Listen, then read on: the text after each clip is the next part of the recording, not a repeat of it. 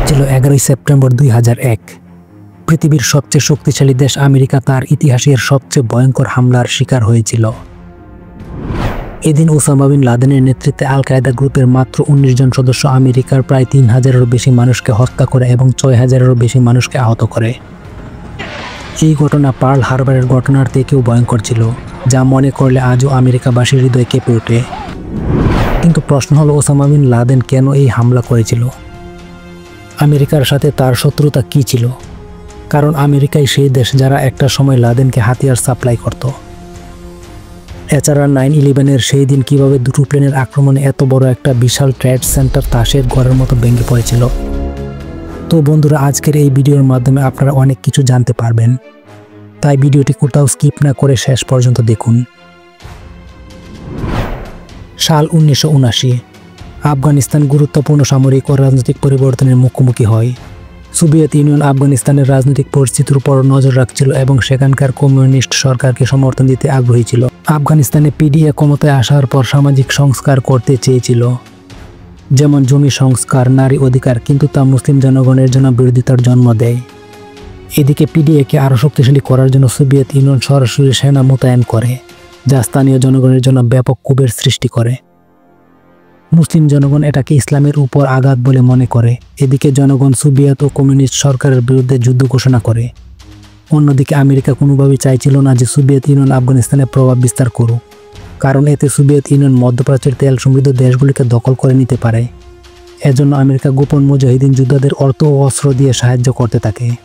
তখনই এই যুদ্ধে এন্ট্রি হয় ওসামা বিন লাদেনের। এদিকে ওসামা বিন লাদেন ও আবদুল্লাহ বিন আজম মিলে মাকতাব আল খেদমত নামে একটি সংগঠন তৈরি করে। এই সংগঠনটির কাজ বিভিন্ন দেশ থেকে মুজাহিদিনদের দাওয়াত দিয়ে পাকিস্তানে আনা এবং প্রশিক্ষণ দিয়ে আফগানিস্তানে সোভিয়েত সৈন্যদের বিরুদ্ধে যুদ্ধে পাঠানো। এক কথায় মুজাহিদিন যোদ্ধাদের সব ধরনের সাহায্য করাই ছিল এই সংগঠনটির কাজ। এদিকে 1986 সাল আসতে আসতে লাদেন বুঝতে পারে এভাবে কাজ হবে না, তাই সে আফগানিস্তানে নিজস্ব ক্যাম্প তৈরি করে এবং নিজেই তাদের প্রশিক্ষণ দিতে শুরু করে। এভাবে দেখতে দেখতে লাদেনের কাছে বিভিন্ন আরব দেশ থেকে মুজাহিদিন যোদ্ধারা আসতে থাকে, আর এভাবে লাদেন সোভিয়েত সৈন্যদের উপর বড় বড় হামলা শুরু করে। আর এটা সহজ হয়ে যায় পাকিস্তানের জন্য, কারণ পাকিস্তান আমেরিকা থেকে অস্ত্র ও অর্থ সহায়তা নিয়ে সরাসরি লাদেনকে দিত। 1988 সালের দিকে যখন সোভিয়েত সৈন্যরা আফগানিস্তান থেকে চলে যেতে থাকে, তখন লাদেন বুঝতে পারে যে মুসলিম বিশ্বের যে অন্যায়কারী ও অমুসলিম শক্তি আছে তাদের বিরুদ্ধে যুদ্ধ ঘোষণা করা উচিত। আর তখনই প্রতিষ্ঠিত হয় আল কায়েদা। এই আল কায়েদা মুসলিম যোদ্ধাদের প্রশিক্ষণ দিতে শুরু করে এবং গড়ে তোলে গোপন যোগাযোগ নেটওয়ার্ক। আল কায়েদা প্রতিষ্ঠার মূল লক্ষ্য ছিল বিশ্বব্যাপী ইসলাম প্রতিষ্ঠা করা এবং পশ্চিমা শাসনের বিরোধিতা করা। এদিকে 1989 সালে আফগান থেকে সোভিয়েত সৈন্যরা পুরোপুরি চলে গেলে মুজাহিদিনদের বিশাল জয় হয়। যুদ্ধ শেষে লাদেন সৌদি আরব চলে যায়। তার কিছুদিন পরে ইরাক কুয়েত আক্রমণ করে, আর ইরাকের পরবর্তী টার্গেট ছিল সৌদি আরব। কিন্তু তৎকালীন সময় ইরাকের সাথে যুদ্ধ করার মতো সৌদি আরবের এত সামরিক শক্তি ছিল না। তখন লাদেন সৌদি সরকারের কাছে একটি চিঠি পাঠালো যে তার যোদ্ধারা ইরাকের বিরুদ্ধে যুদ্ধে যেতে প্রস্তুত। ঠিক তখনই লাদেন একটি খারাপ সংবাদ শুনে যে সৌদি সরকার আমেরিকার কাছে সাহায্য চেয়েছে।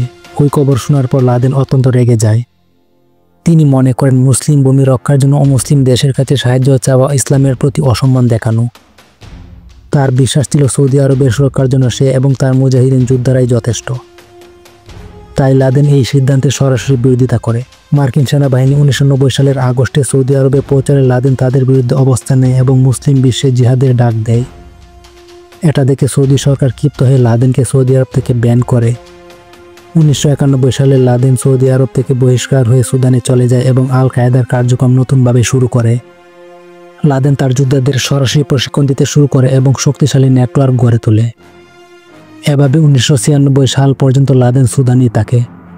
এরপর সুদানের উপর যখন মার্কিন নিষেধাজ্ঞা আসতে থাকে, তখন লাদেন আবার আফগানিস্তানে ফিরে যায়। এদিকে ইসরায়েল ফিলিস্তিন প্রসঙ্গে আমেরিকা সবসময় ইসরায়েলের পক্ষে নেয়। সোমালিয়ায় মুসলমানদের উপর আমেরিকা হামলা করেছিল। ইরাকে আমেরিকা যে নিষেধাজ্ঞা জারি করে তাতে লাখো মুসলমান খাদ্য ও চিকিৎসার অভাবে মারা যায়। তখন লাদেন বুঝতে পারে মুসলিম বিশ্বের এই করুণ পরিণতির জন্য আমেরিকা দায়ী।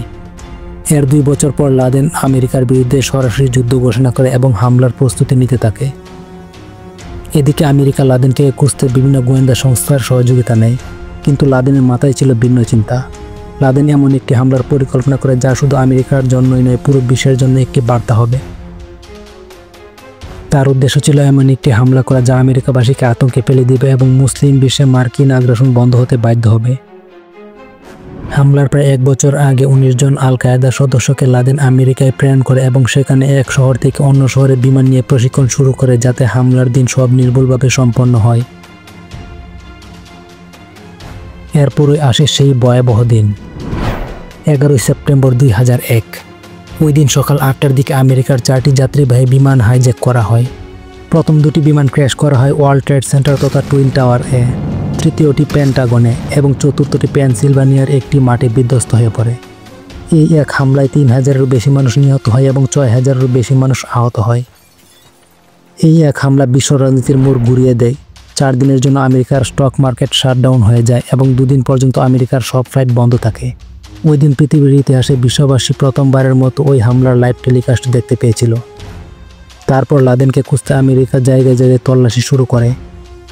অবশেষে 2 মে 2011-তে তৎকালীন প্রেসিডেন্ট বারাক ওবামার অনুমোদিত অপারেশন নেপচুনের মাধ্যমে 24 জন নেভি সিল মাত্র 40 মিনিটের মধ্যে পাকিস্তান আর্মির চোখ ফাঁকি দিয়ে লাদেনের ডেড বডি ও সমস্ত ডকুমেন্টস নিয়ে ফিরে আসে।